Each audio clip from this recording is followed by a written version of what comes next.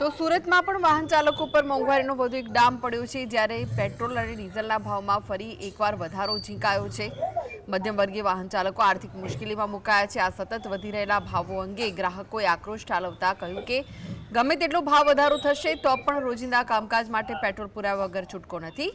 જનતા પરનો આ આર્થિક બોજ હળવો કરવા માટે સરકારે ઇંધણના ભાવો પર કોઈ કડક અંકુશ લાવવો જોઈએ તેવી લોકમાંગ પ્રબળ બની છે।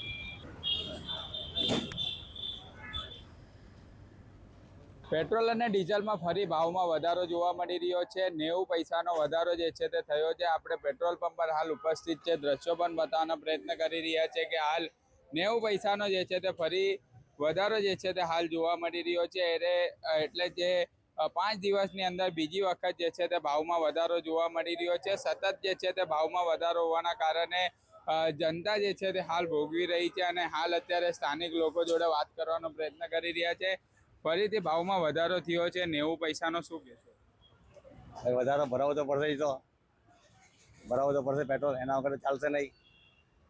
કેટલી તકલીફ હવે 5 દિવસમાં બીજી વખત? 5 વખતમાં બીજી વખત તકલીફ તો રહેવાની, પણ શું કરીએ, ભરાવો તો પડશે પેટ્રોલ। અત્યારે 90 પૈસાનો વધારો થયો છે ત્યારે ક્યાંક ને ક્યાંક મુશ્કેલી જે છે તે વધી છે અને વાહન ચાલકોનું બજેટ પણ જે છે તે ખોરવાયું છે। સાઈ જગતાપ, GSTV, સુરત।